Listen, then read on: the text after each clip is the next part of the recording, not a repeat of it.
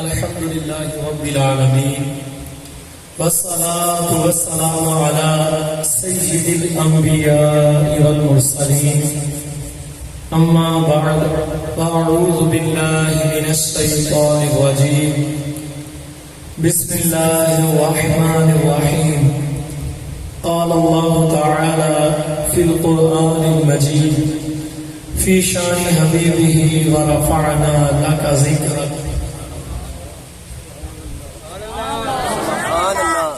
قال الله تعالى في القرآن المجيد في شان حبيبه وما أرسلناك إلا رحمة للعالمين قال الله تعالى في القرآن المجيد في شان حبيبه إن الله وملائكته يصلون على النبي يا أيها الذين آمنوا صلوا عليه وسلموا تسليما میں صلاۃ و سلام علیک یا رسول وعلى آلك وصحابك يا حبيب الله الصلاة والسلام عليك يا نبي الله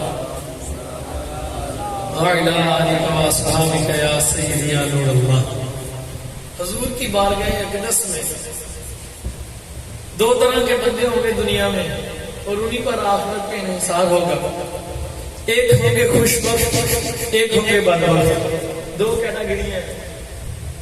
اور اب سنت جو درود پاک نہیں پڑھتا وہ خوش بخت ہو سکتا نہیں، اور جو درود پاک پڑھنے شروع کر لیتا ہے پڑھتا رہتا ہے وہ بدبخت ہو سکتا ہے. یار مزہ نہیں آیا مجھے کو، کیونکہ میرا ایک اپنا مزاج، میں سنتا بھی محبت سے ہوں، جب بیان کرتا ہوں سناتا ہوں تو وہ بھی محبت سے سناتا ہوں. آپ نے اگر آپ کا دل چاہے تو مجھے ابھی ارشاد سنائے تو میں ہٹ جاؤں گا، کیونکہ اگر محبت ہی نہیں ہے تو پھر فائدہ کیا.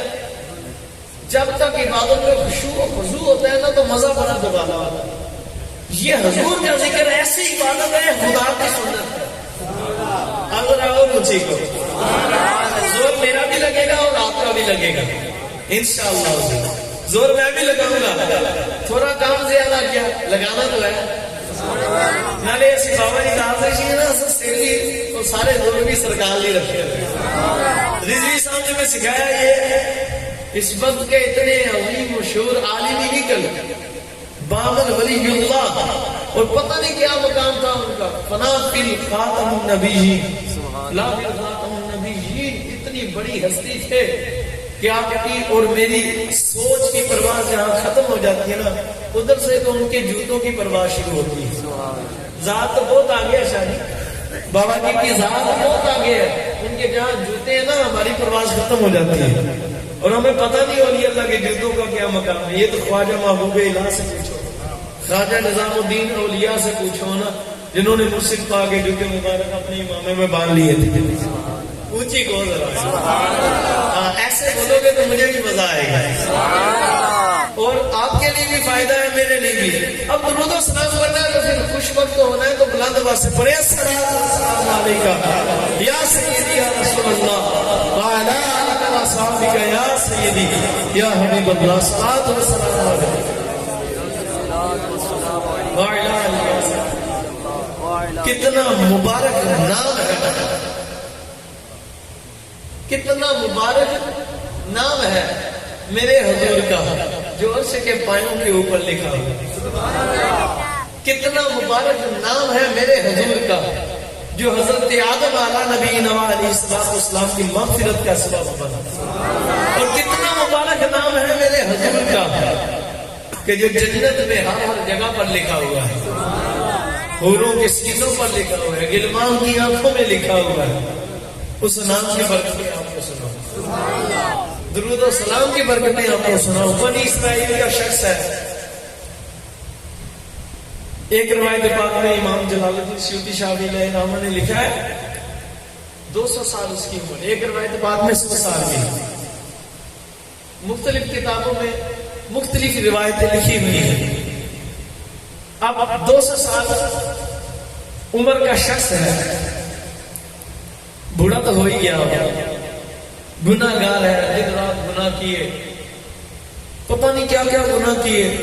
جب انتقال ہوا نا عوام بڑی اس سے اٹھا، عوام بڑی پریشان تھی، تنگ تھی.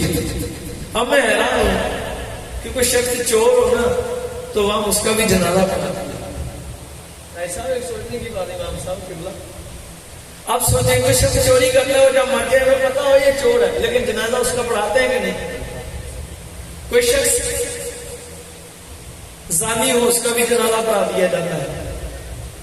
کوئی شخص کسی کا حق غصب کرنے والا ہو غاصب ہو اس کا بھی جنازہ پڑھا دیا جاتا ہے. اب اگر کوئی شخص بے نمازی ہو اس کا بھی ہمارے معاشرے میں جنازہ پڑھایا جاتا ہے.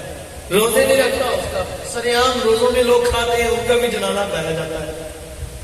عجیب بات یہ ہے کہ 200 سال وہ شخص لوگوں کے اندر رہا. اب جب مڑا تو لوگوں نے اس کو اٹھایا جنازہ نہیں پڑھایا اٹھا کر ڈیروں پر گندگی پر. میں اس بات کو اس روایت کو پڑھ کر بڑا پریشان ہوئی یار کون سا ایسا گناہ کہ جس کی وجہ سے اس کو لوگوں نے اٹھایا اور اٹھا کر کوڑے کے ڈیروں پر پھینک دیا. اس کا جنازہ بھی نہیں پڑھایا اسے گھسلایا بھی نہیں کفنایا بھی نہیں. میں نے سوچا یار وہ بہت اخلاق بھی ہو اس میں کون کون سے گناہ نہیں ہوں گے.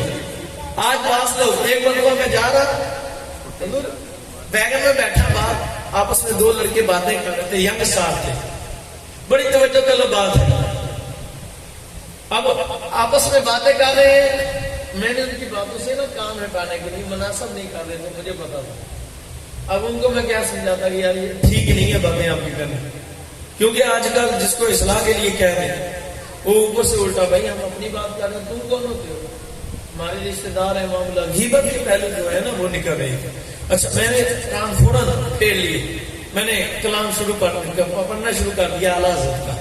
مجھے اکثر اعلیٰ حضرت کے کلام آتے ہیں الحمدللہ. اے شافعِ امم شہز جاہل خبر میری للہ لے خبر میری للہ لے خبر بپارا دریا کا جوش نہ ہونا بیڑا رضا خدا. یہ پڑھ رہا تھا اچھا پڑھتا جا رہا.